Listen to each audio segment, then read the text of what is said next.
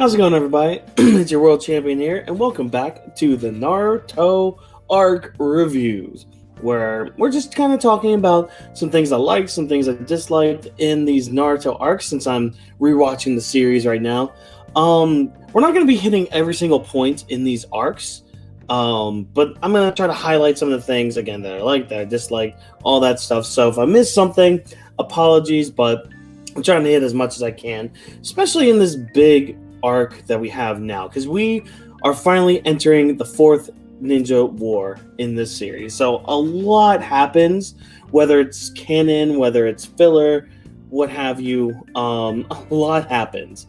So this arc, now I actually have some notes. So if you see me like looking off this way, it's because I'm just checking my notes, especially for some of these bigger points that I want to hit. But so this arc is known as the Confrontation arc. So part of this whole final saga of the war, this is like the confrontation. So like the first fights, battles of this war. So this is mainly where we're getting like the Reanimation Jutsu, where we're getting all those fights. With things like, excuse me, like the 7 Ninja Swordsmen being revived, Asuma being revived, people that have the Nine Tails power revived. All those things are out and about. So these are basically those fights here. The first big major fight of the war, pretty much. So there were some things I liked, some things I disliked. Mainly on the liked side, there was a lot of stuff that I liked. But let's just kind of dive in. Here's some things that I did not like in this arc.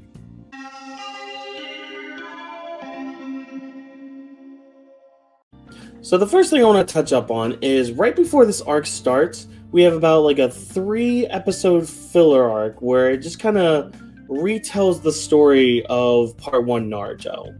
And it mainly just kind of focuses on the Naruto versus Sasuke aspect of it. So just seeing those two being rivals and all that. This is fine. It's not that I didn't like this, because I understand, you do need some recap here and there, but when you're binging this now that it's over and all that, like, on a week-to-week basis, I understand. You might want to refresh your audience on motivations and all that. But when you also fill in your series, when you're trying to pad it out to have these background things as well, these backstory things as well, it kind of defeats the purpose of what these episodes are supposed to do. So to me, like, I could have had it, kept it, take it, whatever have you, but I think the biggest thing with these episodes is they try to instill the new beginning part again with like the unison sign and all that. They try to hammer that in, especially for this last part of the series.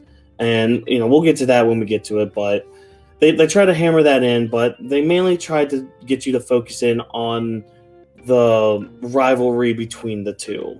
There are some new scenes that they show regarding some certain aspects, like Naruto chasing after Sasuke a couple times, things like that. But overall, I could have done without it, to be honest. But lucky baby. I don't know if the mic caught my cat sneezing, but there we have it. So yeah, I mean, I could have done without it, but I understand why it's there. The next point, and I think I've come to a conclusion with me as a person and when I consume these media.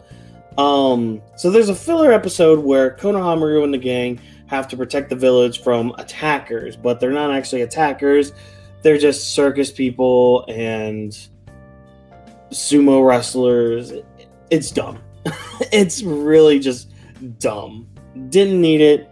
It was dumb. Get them out of here. But I think I've come to the conclusion, because I don't like Konohamaru as a character. And I also don't like Momonosuke from One Piece as a character. And I think I've come to the conclusion when I was working on this video. Came to the conclusion that I don't think I like child characters in things. I could do without any child character, because most of the time they are very, very annoying. I can't really think of any other child characters I might think are decent, but God damn, this episode was... Ugh, I almost turned it off. I was this close to turning it off, but instead I decided just to do dishes during it, because this was filler that did not need to be there. And yeah, just simple to the point. So the next thing, again, it's another kind of filler episode. It's called Road to Sakura. And this episode basically shows what happened to the Sakura. So there's a movie called, I think it's called Road to Ninja. It's one of the Naruto movies. And in this movie, Naruto and Sakura get sent to an alternate world where like Naruto's parents survived. So the fourth Hokage and Kushina survived, but Sakura's parents died. So we have Naruto and Sakura in this other world, and everybody else is completely different. Like Sasuke's this playboy, all this other stuff. But the Sakura from that world ends up in this world, and it's just, you know, fun-filled shenanigans of everything, you know. So they're trying to make this Sakura fit in. She obviously doesn't because she's from another world, and then she disappears and goes back, all that stuff. I mean, it's a relatively harmless episode.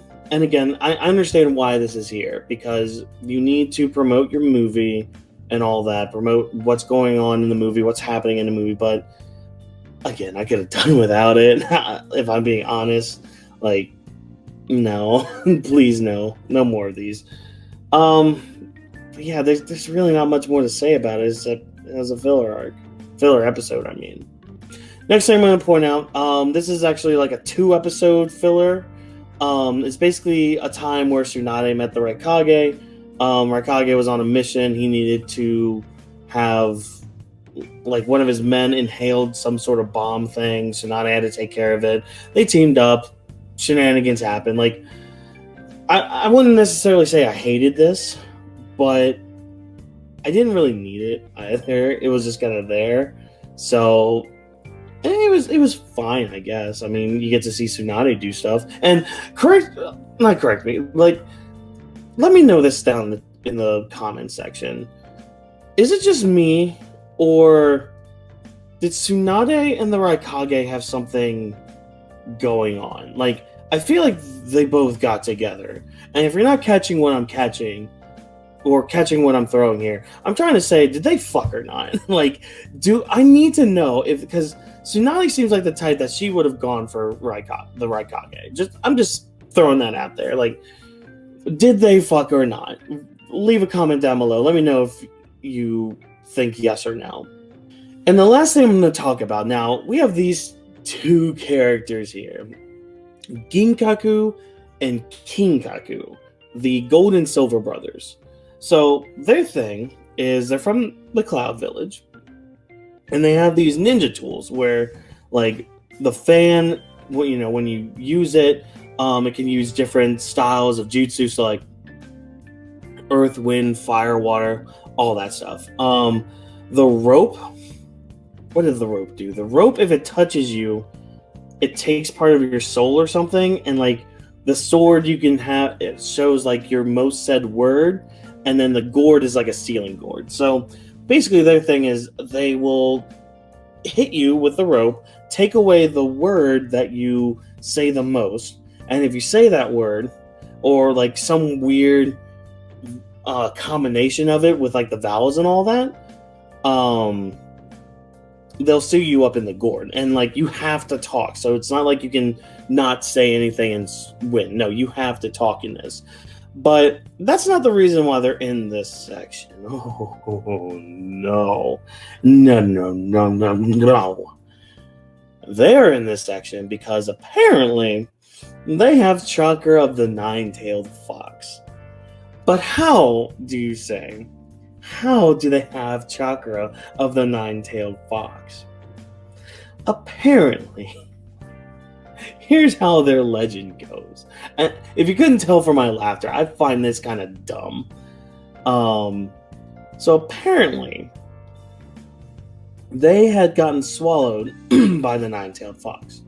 They got out like a week or 2 later, and they survived by eating like the stomach lining of the fox.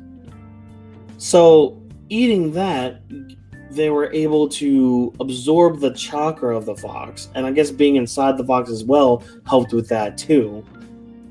But they survived being in the fox for a couple weeks by eating it from the inside and then being spat out. And they're able to get into the second stage of tailed beast mode. So with the tailed beast cloak and all that. I remember reading this when the chapter came out. And I'm like, what? Like, this is the first instance in the war where I'm just like, this is kind of dumb. Like, and not just by kind of dumb. This is relatively borderline dumb. Like, this is stupid. I was just like, okay, my suspense of disbelief is leaving now because I can't fathom this.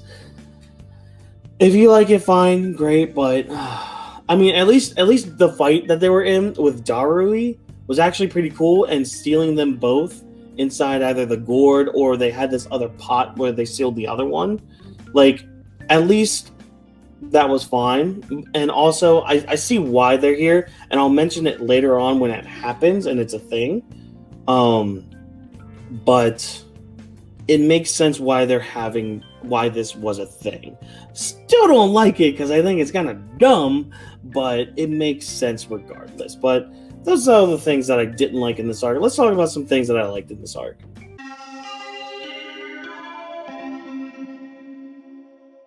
So the first thing I want to comment on is Gar's speech. So during this time, this is right before the fighting actually begins. All the divisions are getting together. The division captains are there. You know, we have Gaara, we have Darui, we have the one dude from the stone, and we have Kakashi.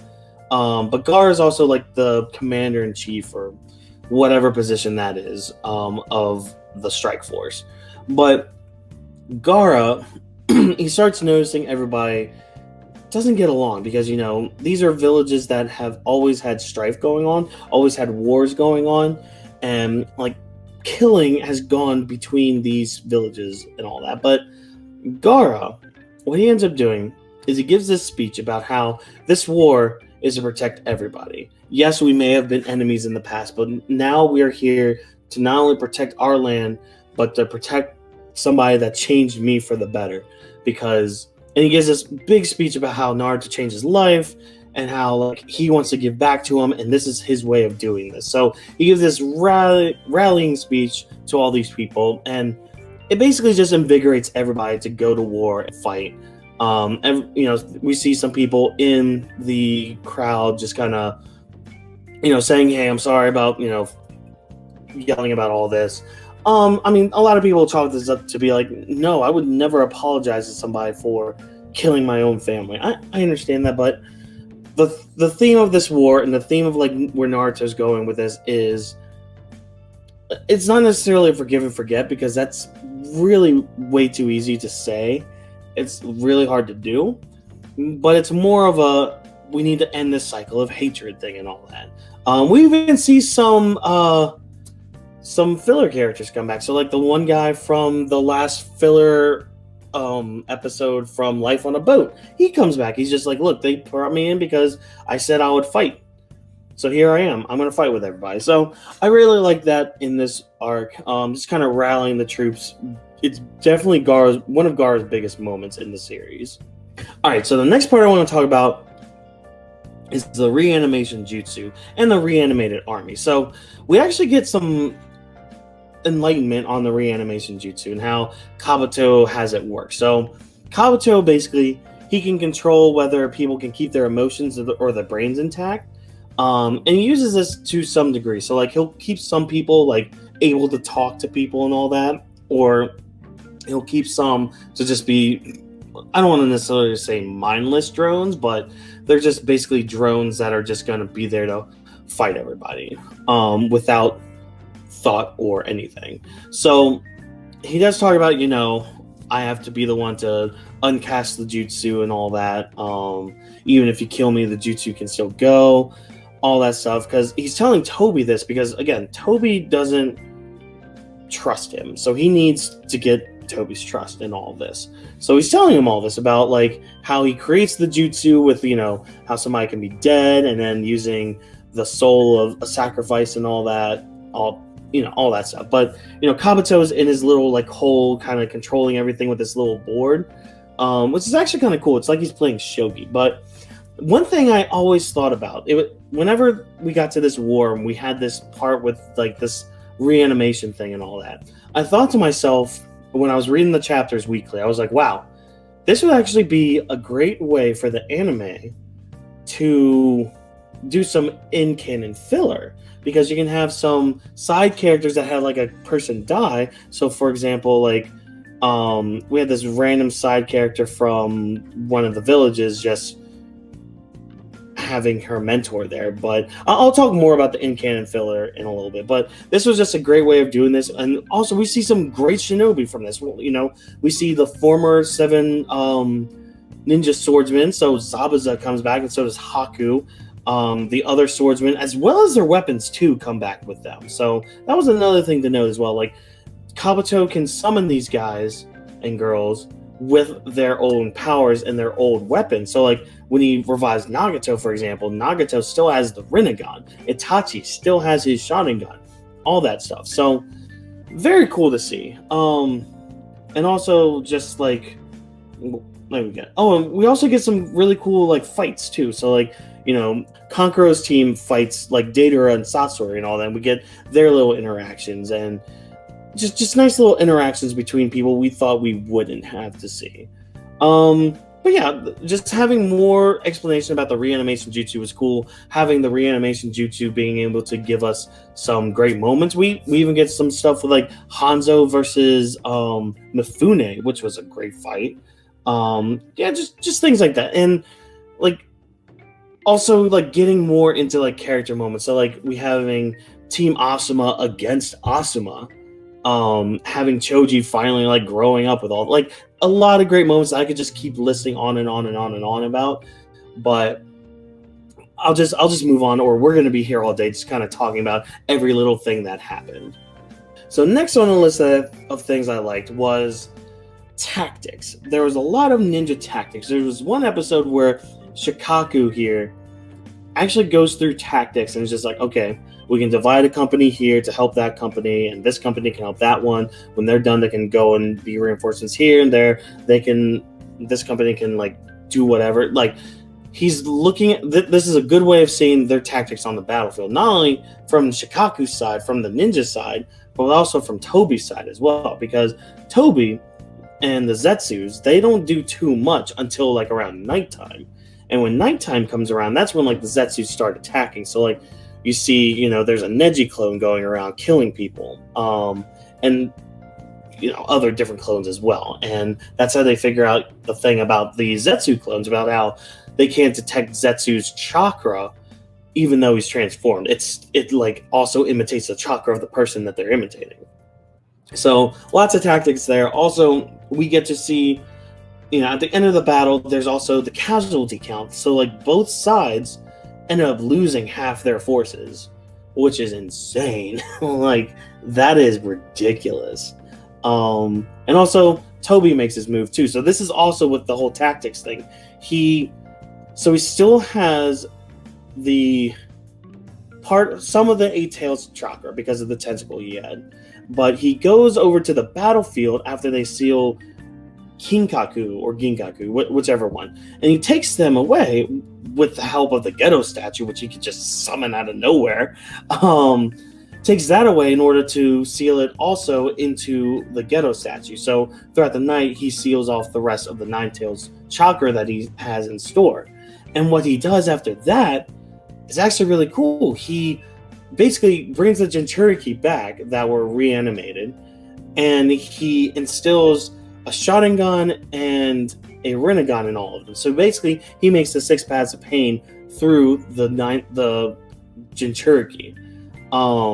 And also, like, we'll see this later on too, but they have their tailed beast in them as well. So that's going to be insane when we get to that part. We'll talk about that later though. But it's nice to see tactics being utilized in a war, because sometimes with these war arcs, we don't see too many of it. It's just like, oh, just go here, and that's fine. No, we actually get like a breakdown of some of these, and we see it later on too when Naruto enters the battlefield. Like Shikaku's just like, yeah, we need Naruto in this fight. Like he needs to be here in order to fight and detect these Zetsus so we can get rid of them. So again, it's just nice to see some tactics in your battle manga. All right, so the next thing I want to talk about is Naruto. So Naruto is going through his tailed beast training. He's trying to learn the tailed beast bomb, which is basically like we've seen this a couple times with like Killer Bee using it. We see it with the Nine Tails used it during their fight as well. Like he's learning to use the tailed beast bomb, but it's kind of hard to do that because he can't turn into a full Jinchuriki or a full tailed beast mode. And also, like, he's learning how to control this power. So, like, there's this part where he has to stack these different shapes up, like, onto a column, and keep them balanced. So that was part of his training as well, because he has to learn how to control these hands, because, like B says, the Nine Tails power is an extension of Naruto. So he has to just think of it as, like, his other hand. But also through this, Naruto realizes that he can sense some things are like outside in the world. So this kind of leads to him finding out what's going on, because he's just like, hey, I need to go use the bathroom real quick. B's like, all right, fine. He leaves, and like Naruto starts bolting. Like he's like, something doesn't feel right. So he starts going to the end of the waterfall, and people are blocking his way. He busts through, even though Uruk is there and trying to talk him down. Naruto busts through, and he can feel everything because, like, he's in Nine Tails state, and so he can feel everything going on, and realizes that there's a war going on, and he's just like, "Why is everybody fighting? Why is the war happening now?" Because I guess in Naruto's mind, he was just like, "Well, we still got some time until the war and all that," but no, people are dying right now. And he can sense all this. So he ends up just leaving, and B helps him out too. Like, they end up using, like, Tailed Beast Bomb and Naruto pushing it to escape, like, this massive barrier that they have on. And Naruto even, like, confronts the Raikage and Tsunade in order to get past them. And that's when we get, like, I'll even lump in, you know, the backstory of Killer B and A, with them being a team and a duo. Seeing a little bit of backstory, seeing Minato there as well, having the Raikage being like, nobody's been as fast as me since the fourth Hokage, and here comes Naruto emulating a yellow flash. So yeah, it's nice to see, because Naruto's starting to grow into his own character now. So the fact that he's using this tailed beast mode, and now he's going to be going onto the battlefield to helping out, I can't wait to see how that looks animated, because I remember in the manga, it was pretty damn good, if I'm being totally honest here. So Naruto did really well in this arc. You know, obviously he's the main character, but yeah, I like this training going on. And then the last thing I want to talk about is the in-canon filler that they added. So like I said earlier, I like when there's an opportunity for in-canon filler, because it's a good way to expand your world, expand your story, and make things so much better. So, like, here we have the Scorch style user who was resurrected, and we get this nice little story of her and her student and all that, and Omui is involved, and you get some stuff with, like, the other 7 ninja swordsmen and all that. Like, these in-canon fillers that they were able to use with the reanimation jutsu was really good, you know? I mean, I wish they kind of did a little bit more with it, like, kind of made it hit home with some of these other characters, like maybe Lady Chio meeting up with Gaara, and, like, I don't know, things like that. I mean, we get something more with Gaara here in a little bit, but yeah, I mean, I like the opportunity that they had, and they kind of took advantage of it too, having some of these later episodes be like, okay, let's focus on these 7 ninja swordsmen, because they are very, you know, they're notorious and they're strong, and, like, we should have a focus on them. We have a focus on Kakashi and Guy, like, teaming up, and why they team up and all that. You know, it's just nice to see and have all of this. And I do commend the animation team for at least trying to add some in-canon filler here, because in-canon filler, again, it can expand the story and it can make it great. But yeah, so that's all I have to say about that.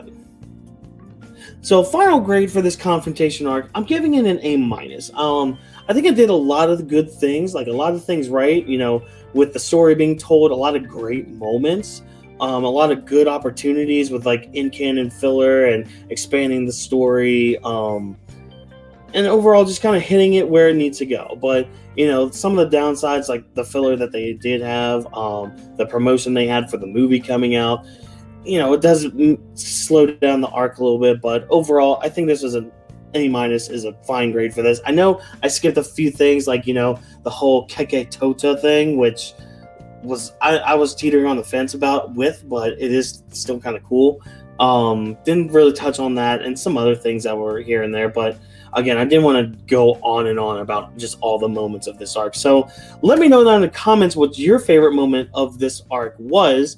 The next Naruto arc review is going to be a filler arc review, and then we're going to be going into the next phase of this war arc, which I think they call the climax arc. I'm using a guide to kind of help with these arc names, and just to kind of see where the filler is at.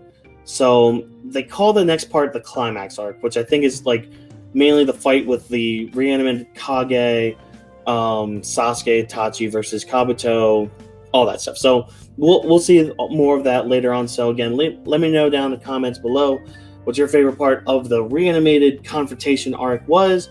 Be sure to like the video if I entertained you in any way, shape, or form. And don't forget to subscribe to my channel, because I do these arc reviews every single week, as soon as I can. I know I took a break last week, but it's all good now. We're back at it, riding in the saddle. We're getting these through. So as always, people, I've been your world champion. I'll catch you guys in the next video. See ya.